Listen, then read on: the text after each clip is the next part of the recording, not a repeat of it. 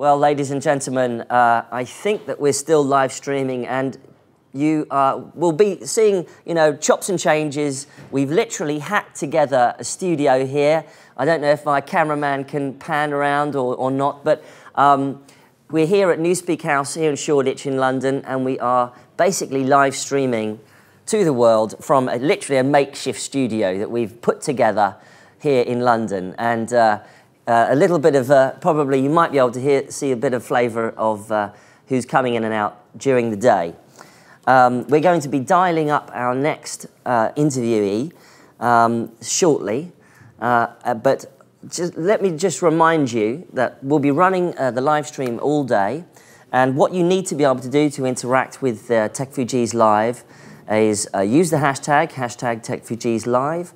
We want you to go to our form to submit any technology projects you're working on that assist refugees or assist NGOs in their endeavours. You can access that from techfugees.com. I think that somebody's going to help me out here. I think that there's a bit.ly URL if you just want to type it in, which I think is bit.ly.com/TechFugees consult. We'll check it out in a second. I need one of our guys to come and help us out on the thing. But get from techfugees.com. And secondly, so there's the form. Secondly, there's the hackpad. We want you to put, it's basically our Wikipedia of projects for refugee technology. And lastly, if you can see your way to helping us out, $10 goes a long way when we're trying to throw this thing together. We've got a totally volunteer team. We're getting people together here to put this whole thing together for free. And obviously there are costs involved. So if you want to donate to us, you can go to gofundme.com/TechFugees. And we're now going to dial up our next interviewee, who is, I believe, that's Anne-Marie Elias and Annie Parker from Australia. How are you? Hey, well, hello. We can hear you. Can you hear us? Yeah, we can hear you, but we can't see you. Not just yet. That's sure totally fine. You won't be able to see me because the way we've set up the cameras and technology, unfortunately. But you can hear my voice. Easy peasy then. Carry on, Mike.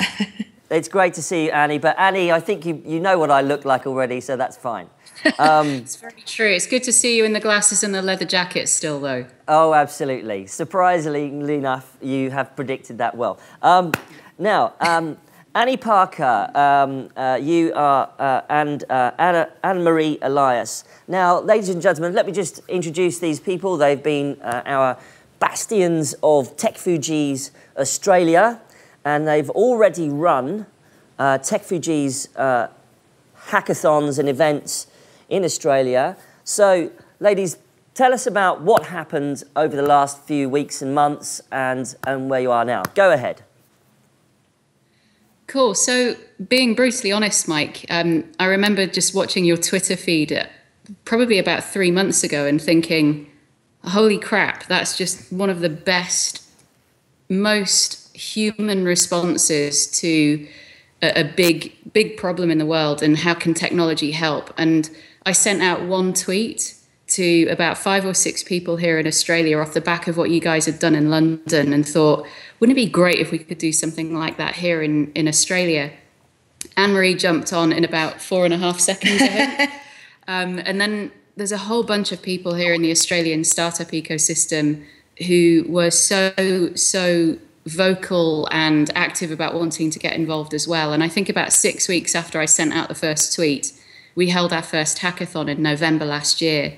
And we held it in a place called Liverpool, which, whilst it sounds very English, it's really not. It's absolutely a place where a lot of refugees go to settle here in Australia when they first come to the country. And it was really important to us to run that hackathon in a place where it made sense. It resonated with the local community. And we were so lucky to have somebody like Anne-Marie, who has such a huge amount of experience in the social services space. So we had the local mayor, came along and sort of made sure that it was supported locally. We had NGOs who were also part of the whole sort of organisation, and they, as a result of getting involved, brought in real life refugees who have come from Syria and Iraq, Iran, Afghanistan, lots of other war-torn countries. Sudan, genuinely, it was such a beautiful collection of wonderful people. And having them involved in co-creating the whole hackathon. And do you want to talk about the co-creation, Anne-Marie? Yeah, so one of the things that I was really passionate about, having worked for 30 years in the space of social disadvantage, is that we keep doing things to people and it clearly doesn't work because things get worse. And so when I sort of started talking to Annie and Nicole about it, we decided that we would do it as a co-design with the refugees themselves. So the collaboration with a couple of NGOs helped us find the refugees that could come and participate in the hack. So it wasn't us coming up with solutions for them, but with them. And in fact, what we did is we had 5 refugees that were willing to share their stories, and they pitched their story at the beginning of the event.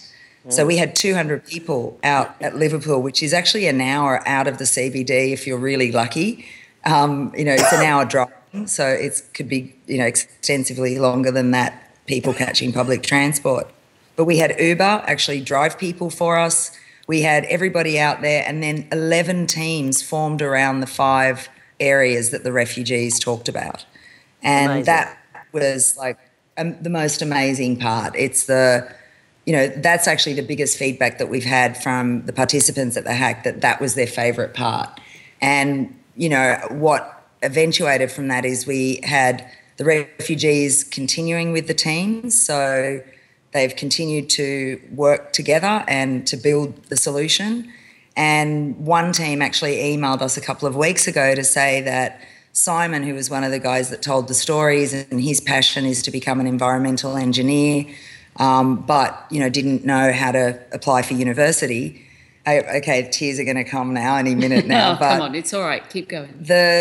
Basically the team the startup team that was working with him actually applied to every university with him, and he's just been accepted into the University of Western Sydney.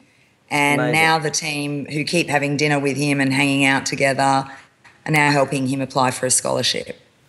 Incredible. So that's what happens. Incredible. Now, I think it's absolutely crucial that, so wonderful to hear that you guys emphasised the co-creation of your products with refugees themselves. That's something that we've been getting, certainly at our end as well, this really, really important thing that we must emphasise to everybody out there, that if you are going to design technology products for refugees, whether it be apps, whether it be job skills education, societal integration stuff, that they must be co-created with refugees. I'm assuming you would agree. Oh, absolutely. I think it was probably that was the real goosebump moment for me when we actually had one of the caseworkers that worked for Settlement Services International, which is one of the NGOs here, who fully supported the hackathon all the way through. And they actually gave a $10,000 Australian dollar prize for the winning team. So it wasn't just a great hackathon where people came up with great ideas. It was also a commercial hackathon. The team that won got $10,000 worth of support and support in terms of mentoring from a number of different organisations here in Australia, which clearly that's important as well. There has to be an output and a genuine impact. But one of the caseworkers from Settlement Services at the beginning of the hackathon, he was meant to be a judge, by the way. He got that excited about wanting to help co-create some of these solutions that he just stopped being a judge, and he said, that's it, I give up being a judge. I would prefer to actually be part of designing some of these solutions. Amazing. That's amazing. What I think is fascinating is that, as you say, Anne-Marie, that you ended up with people literally driving an hour outside of the centre of town to go and do this project. Even Uber, who often sometimes has tricky problems with the press, even got involved. What's the experience of refugees there in Australia, and how do you? What are the major issues? Because I should imagine that really a lot of it's to do with education, with jobs, skills, and integrating into society. Correct? Yeah, and it's also they have no network. So one of the pieces of work I did with the NGO is to get them to find refugees that could participate that had either engineering or tech backgrounds. We had 2 graphic designers and 2 engineers, actually. So that they would never have had access to the community here. So I think a really big part of the settlement difficulty is they're smart people. A lot of them are really well educated, but they don't have the networks to be able to reach out and be mentored by somebody, or get the work experience, or the sort of support to actually get in the industry. And so I think part of the alchemy of what happened on the weekend that we did was that all came out in stereo. And so even people that weren't involved in tech really want to be involved in tech now. So it opened up people's minds and hearts.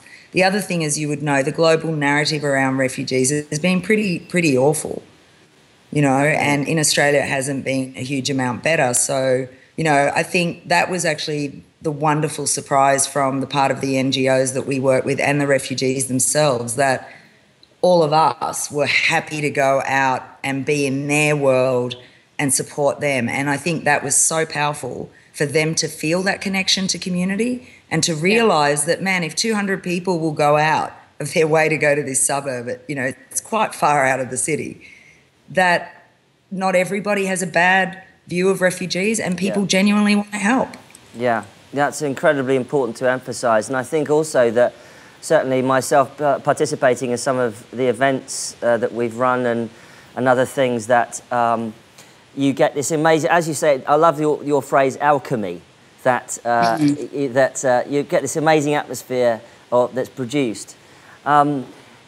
Obviously, Australia's experience of the refugee situation is quite different to what's going on in Europe, but similar and also in many other respects.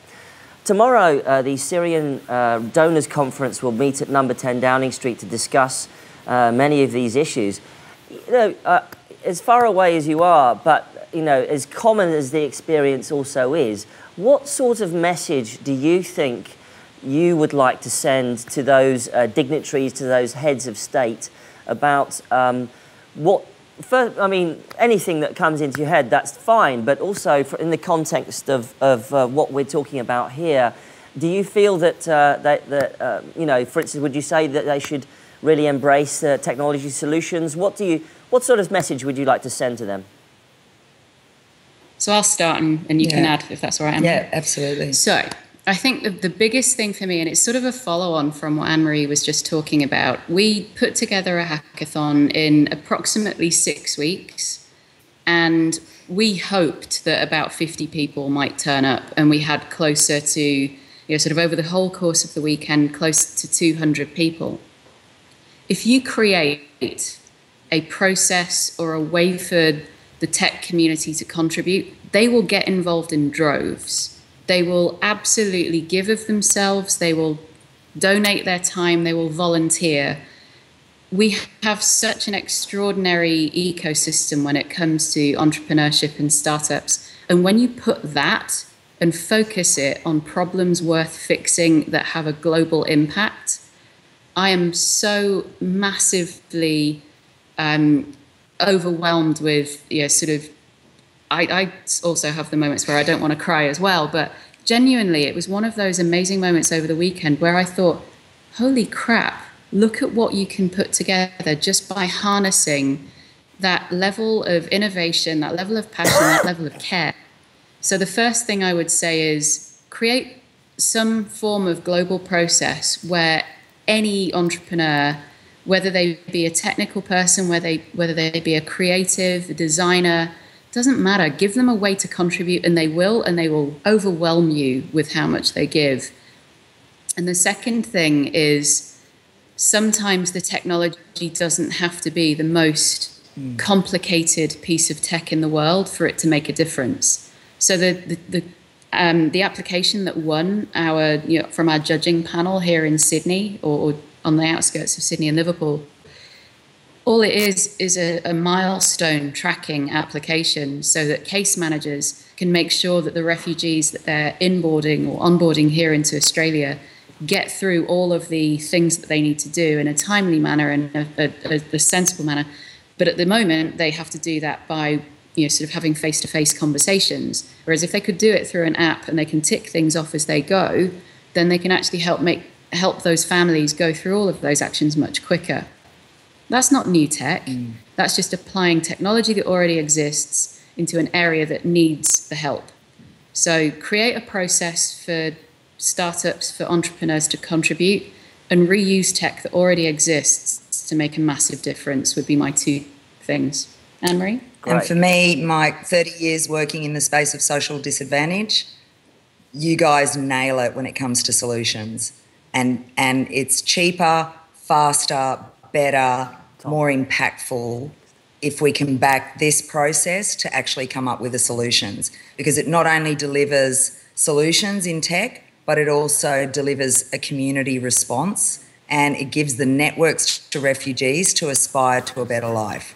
The one amazing thing about Australia, which has actually been built on migration, is the resourcefulness of migrants. But we were much more connected as communities before. That's not happening now.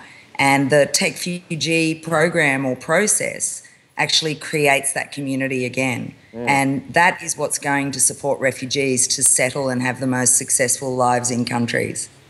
Yeah, Anne-Marie, I think it's incredibly important that you say that, because as much as some people like to talk about the almost strange, visceral excitement of the fleeing a country and the sort of the drama of it, I suppose, the real reality of it is that refugees are having to integrate into societies for years and years.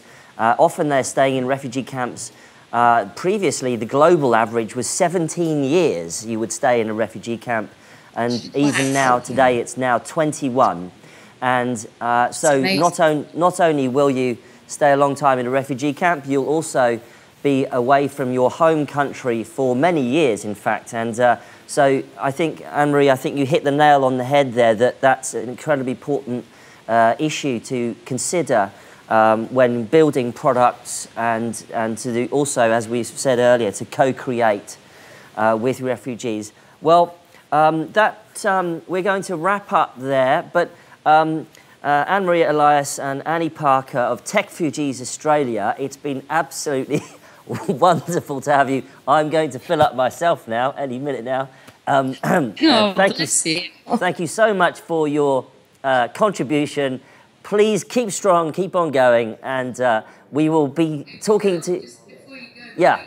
Next one, Melbourne, coming up middle of April. So yes. One of the judges that was here in Wollongong, Shelley Trung, she's setting up the next hackathon in Melbourne, and then we've got another one coming up probably in Wollongong, which is about an hour and a half south of Sydney. So we've got two more coming. We are nowhere near done yet. Fantastic, great. Thank you so much for telling us that. So yeah, watch out for TechFugees Australia in cities all over Australia. We'll be able to hear about that on our brand new website, techfugees.com, where we'll be putting up city information for how you can join our wonderful global community of TechFugees. But for now, Anne-Marie and Annie, thank you so much, and goodbye. Bye. Bye-bye.